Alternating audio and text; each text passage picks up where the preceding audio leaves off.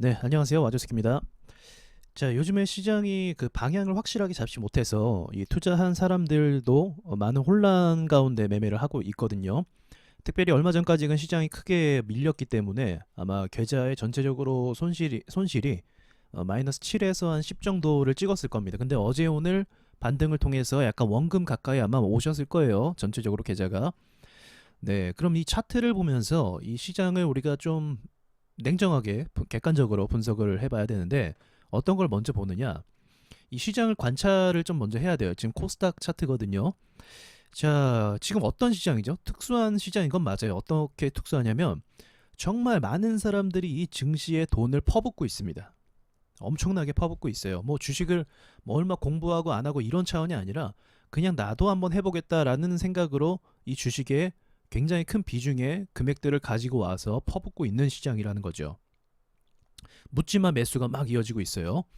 자, 근데 그런 시장에서 이제 하락세가 지난 1월 말부터 전환이 되었습니다. 추세 하락으로. 자, 그럼 여기서부터 한번 그 스토리, 어떤 식으로 투자자들의 심리가 변화가 있었는지를 먼저 살펴봐야 되는데, 자, 여기서 급락이 나오게 됩니다. 여기서 한 7% 정도 빠지면 계좌는 통상 마이너스 10% 이상 정도 빠졌을 거예요. 여기 고점에서 잡았다고 한다면. 그럼 여기서부터 반등이 나와줄 때 이 반등의 힘이 굉장히 강했어요. 반등이 다음날 이 기술적 반등이라고 볼 수 있겠죠. 이 기술적 반등의 힘들이 이 고점까지는 찍지를 못했지만 올라가는 속도가 굉장히 빨랐습니다. 이걸 무슨 의미로 볼 수가 있냐면 지금 이 많은 투자자들의 자금들이 시장이 반등이 줄 것 같으면 돈을 마구 퍼붓고 있다라는 겁니다. 왜 그렇죠? 지금 개인들뿐만 아니라 모든 투자자들이 주가가 떨어지면 산다라는 이런 그 암묵적인 룰이 계속적으로 적용이 되고 있는 상황인 거예요.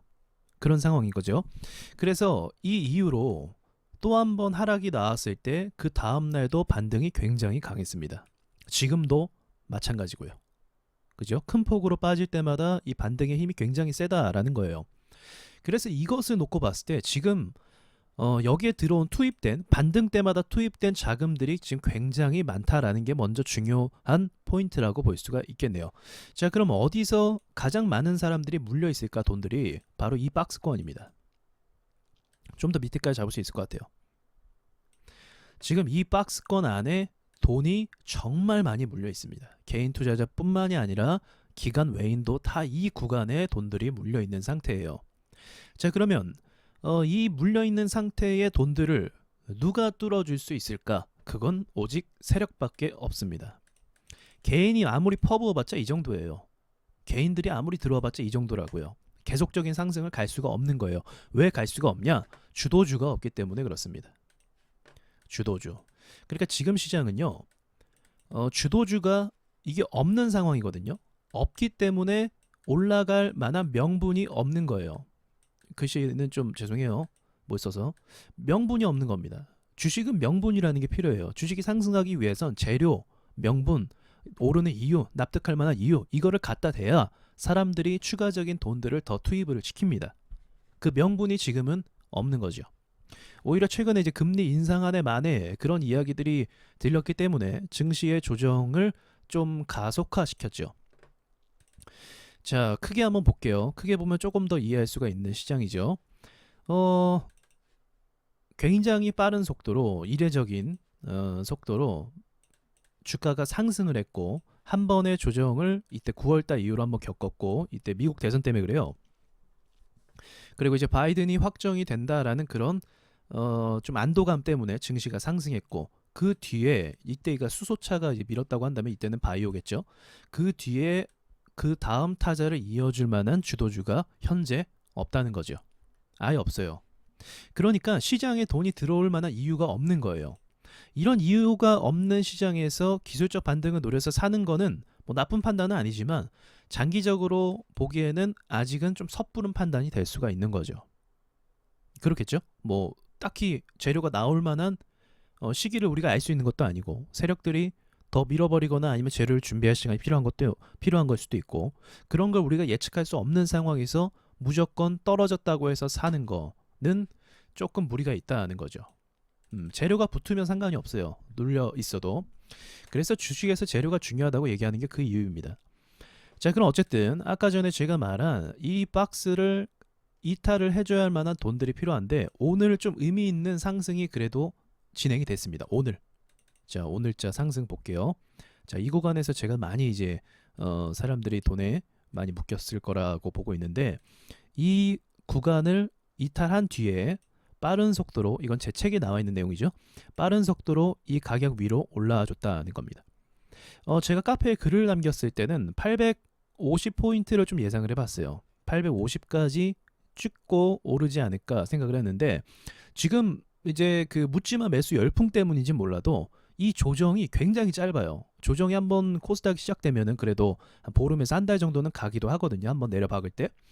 근데 그런 기간을 무시하고 지금 오르는 건 이제 그만큼 또 이 저평가된 주식을 주워 담겠다라는 돈들이 대기하고 있다는 거예요. 그러니까 지금 이 증시에 떨어지면 사겠다라는 그 돈들이 여전히 줄 서 있다라는 것을 오늘 어제 상승을 보고 판단해 볼 수가 있는 거죠. 그런즉 지금 시장은 재료만 붙으면, 이 반등의 힘을 봤을 때 재료만 붙으면 올라가는 속도가 여전히 빠를 거다라고 볼 수가 있는 겁니다.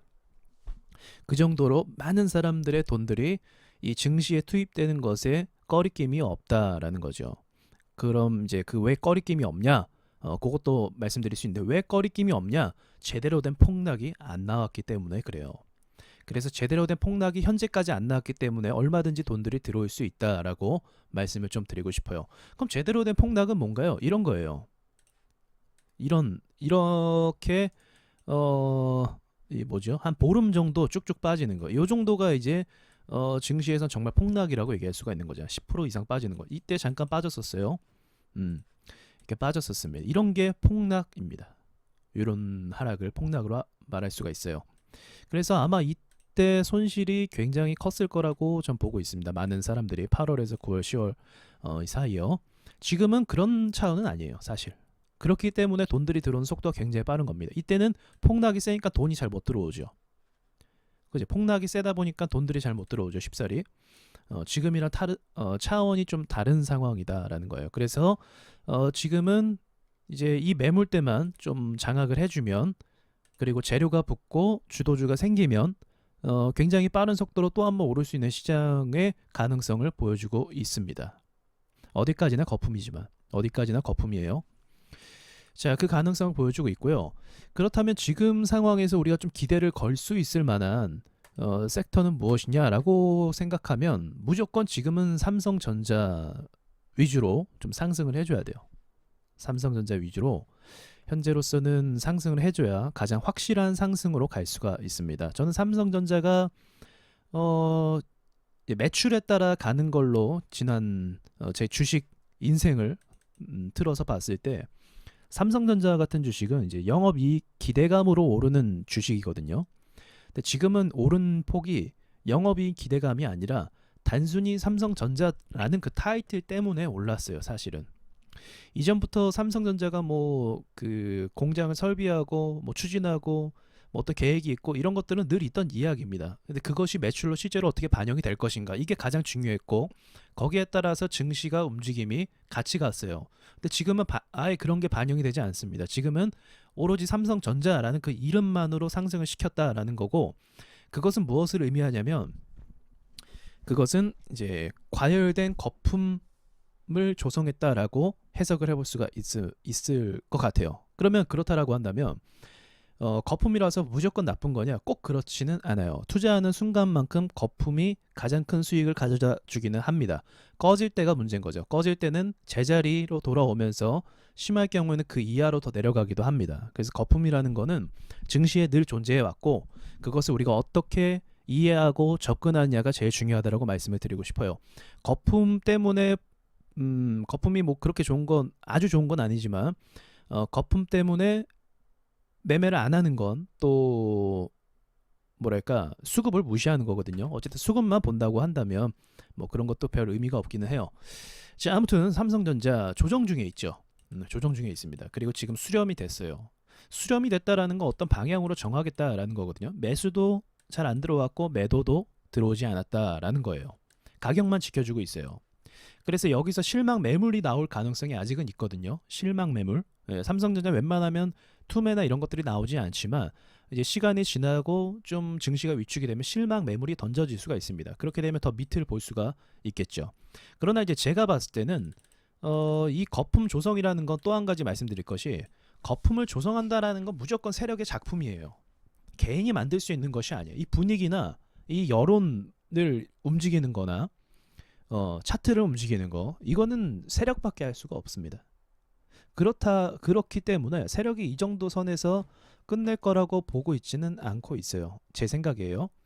예, 그래서 더 위를 볼 가능성도 저는 이제는 있다. 이미 거품을 만든 그 의도 자체가 그런 것들을 반영하고 있기 때문이다. 제가 그동안 봐왔던 차트 경험을 토대로 말씀을 드리는 겁니다.